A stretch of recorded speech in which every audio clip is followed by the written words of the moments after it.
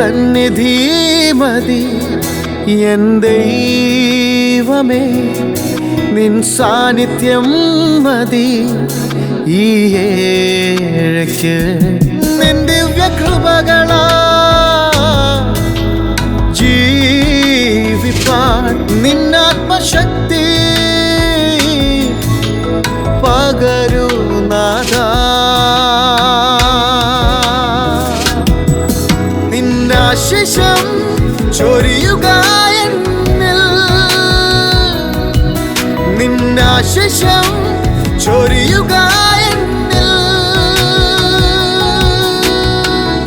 കേൾപ്പിക്കുക നിൻ സ്വർഗീയനാദം.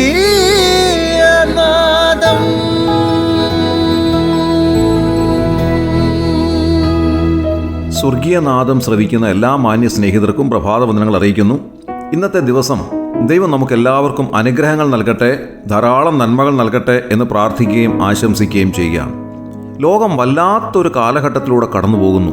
പത്രമാധ്യമങ്ങളിലൂടെയും മറ്റ് വാർത്താ മാധ്യമങ്ങളിലൂടെ ഒക്കെ നാം കാണുന്നത് അതുതന്നെയാണ്.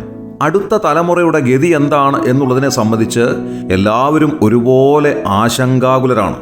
കാരണം ലക്ഷ്യബോധമില്ലാത്ത ഒരു വലിയ തലമുറയാണ് വളർന്നു വരുന്നത്.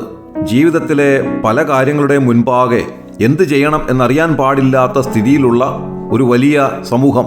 മദ്യവും മയക്കുമരുന്നും യഥേഷ്ടം ലഭിക്കുന്നതായ ഒരു കാലഘട്ടം. ഈ വക ലഹരി സാധനങ്ങൾ ഉപയോഗിക്കുന്നവരെ ആർക്കും ചോദ്യം ചെയ്യാൻ സാധിക്കാത്ത, അധികാര കേന്ദ്രങ്ങൾക്ക് പോലും ചോദ്യം ചെയ്യാൻ സാധിക്കാത്തതായ ഒരു കാലത്തിലൂടെ നാം കടന്നു പോവുകയാണ്. ഇത് ഭയാനകമായ ഒരു സ്ഥിതിയാണ്. ലഹരിക്ക് അടിമപ്പെടുന്നതിൽ നല്ലൊരു ശതമാനം കുട്ടികളാണ് എന്ന് നാം ചിന്തിക്കുമ്പോഴാണ് ഇതിൻ്റെ ഗൗരവം എത്രമാത്രമുണ്ട് എന്നുള്ളതിനെ സംബന്ധിച്ച് നമുക്ക് ചിന്തിക്കുവാൻ കഴിയുന്നത്. ചില വർഷങ്ങൾക്ക് മുൻപ് ഈ മദ്യപാനം വളരെ മോശമായി കരുതിയിരുന്ന ഒരു കാലഘട്ടം ഉണ്ടായിരുന്നു. ആ സമയത്ത് ലഹരി സാധനങ്ങൾ ഉപയോഗിക്കുന്നവരെ സമൂഹം അവജ്ഞയോടെയാണ് നിരീക്ഷിച്ചിരുന്നത്. എന്നാൽ ആ സ്ഥിതിയെല്ലാം മാറി. ഈ അടുത്ത സമയത്ത് പല ചിത്രങ്ങളും പല വാർത്തകളും കാണാൻ സാധിക്കുമ്പോൾ വളരെ ദയനീയമെന്നേ പറയുവാൻ കഴിയുകയുള്ളൂ. കാരണം ഒരു ഭവനത്തിലുള്ള എല്ലാവരും ഒരുമിച്ചിരുന്ന് മദ്യപിക്കുന്നു. അതിൽ അപ്പനും അമ്മയും മക്കളും വല്യപ്പനും വല്യമ്മയും കൊച്ചുമക്കളും അവരുടെ ബന്ധുക്കളും സ്വന്തക്കാരും എല്ലാവരുമുണ്ട് ഒരുമിച്ചിരുന്ന് മദ്യപിക്കുന്നതായ കാഴ്ച. എത്ര ഭയാനകമാണിത്! അങ്ങനെ ഏറ്റവും അധപ്പതിച്ച ഒരു കാലഘട്ടത്തിലേക്ക് നാം വന്നിരിക്കുന്നു. എന്നാൽ ഈ അധപ്പതനത്തെ ഏറ്റവും വലിയ മാന്യതയായി കാണുന്ന ഒരു സമൂഹത്തിലാണ് നാം ജീവിക്കുന്നത് എന്ന് കരുതുമ്പോൾ അതിൻ്റെ ഭയാനകത എത്രമാത്രമുണ്ടെന്ന് ചിന്തിക്കേണ്ടതായിട്ടുണ്ട്. സഹജീവികളോട് യാതൊരു സ്നേഹമോ കരുതലോ ദയയോ ഇല്ലാത്ത, അവരുടെ വേദന എങ്ങനെയാണെന്ന് മനസ്സിലാക്കാൻ സാധിക്കാത്ത ഒരു വല്ലാത്ത സമൂഹത്തിൽ നാം ജീവിക്കുന്നു. പ്രത്യേകിച്ച് കുട്ടികളിലും യുവാക്കളിലും കണ്ടുവരുന്ന അക്രമവാസനയെ ഒരു തരത്തിലും നിയന്ത്രിക്കാനാവാത്ത ഒരു നിലയിലേക്ക് പോയിരിക്കുന്നു എന്നുള്ളത് നാം സങ്കടത്തോടെ തിരിച്ചറിയേണ്ടുന്നതായ ഒരു സാഹചര്യമാണ്. കൊലപാതകം എന്ന് പറയാൻ തന്നെ ഭയപ്പെട്ടിരുന്നതായ ഒരു സമൂഹത്തിൽ ഇന്നത്തെ സ്ഥിതി അനുസരിച്ച് വളരെ ചെറുപ്പക്കാരായിട്ടുള്ളവർ പല കൊലപാതകങ്ങൾ നടത്തുന്നു. യാതൊരു മടിയുമില്ലാതെ മറ്റുള്ളവരെ വെട്ടിക്കൊല്ലുകയും തീ കൊളുത്തിക്കൊല്ലുകയും അങ്ങനെ അതിഭയാനകമായ ബീഭത്സമായ നിലയിൽ കൊലപാതകങ്ങൾ നടത്തുന്ന ഒരു കാലത്ത് നാം ജീവിക്കുന്നു. ഈ ദുസ്ഥിതി ഇനി മാറാൻ പോകുന്നില്ല എന്നുള്ളത് ഒരു യാഥാർത്ഥ്യമാണ്. അടുത്ത കാലങ്ങളിൽ ഇതിന് വർധനവുണ്ടാവുകയേ ഉള്ളൂ എന്ന് നാം തിരിച്ചറിയേണ്ടതായിട്ടുണ്ട്. എന്താണ് ഇതിൻ്റെയൊക്കെ കാരണം? മനുഷ്യൻ പാപിയാണ് എന്ന് പറയുമ്പോൾ അങ്ങനെ പറയുന്നവരെ കളിയാക്കുകയും ഭോഷന്മാരെന്ന് വിളിക്കുകയും ചെയ്യുന്നതായ ഒരു സമയത്താണല്ലോ നാം ജീവിക്കുന്നത്. എന്നാൽ നമ്മുടെ ചുറ്റുപാടുകളിൽ നാം കാണുന്നതായ ഈ തരത്തിലുള്ള അക്രമ സംഭവങ്ങൾ നമ്മെ പഠിപ്പിക്കുന്ന പാഠം എന്താണ്? മനുഷ്യൻ പാപിയാണ് എന്നുള്ളത് തന്നെയാണ്.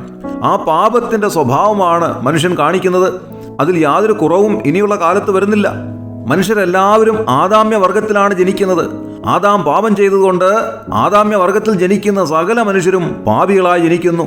ആ പാപത്തിൻ്റെ സ്വഭാവമാണ് ഈ കാണുന്നതായ അക്രമങ്ങൾ, അനീതികൾ എന്നുള്ളതെല്ലാം തിരുവെഴുത്ത് നമ്മെ പഠിപ്പിക്കുന്നു. അങ്ങനെ പാപിയായ മനുഷ്യന് പാപത്തിൻ്റെ ശമ്പളമായ നിത്യമരണം ലഭിക്കുമെന്ന് ദൈവവചനം പറയുകയാണ്. എന്നാൽ അതിൽ നിന്ന് രക്ഷപ്പെടുവാനുള്ള ഏക വഴി കർത്താവായ യേശുക്രിസ്തുവാണ്. അവിടുന്ന് ദൈവമായിരുന്നു.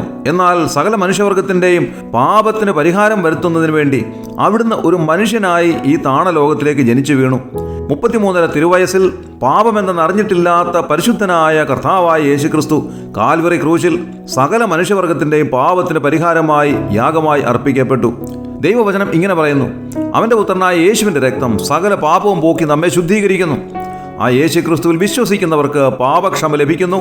അവർക്ക് നിത്യജീവൻ ലഭിക്കുന്നു. അവർ നിത്യത മുഴുവൻ കർത്താവിനോട് കൂടെ വാഴുന്നു.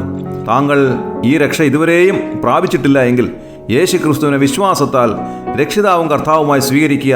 നിങ്ങൾക്ക് പാപക്ഷമ ലഭിക്കും. ദൈവം നിങ്ങളെ അംഗീകരിച്ച് ദൈവത്തിൻ്റെ വകയാക്കി ദൈവത്തിൻ്റെ മക്കളാക്കി തീർക്കുന്നു. അങ്ങനെ നിങ്ങൾ സ്വർഗരാജ്യത്തിൻ്റെ അവകാശിയായി തീർന്നു.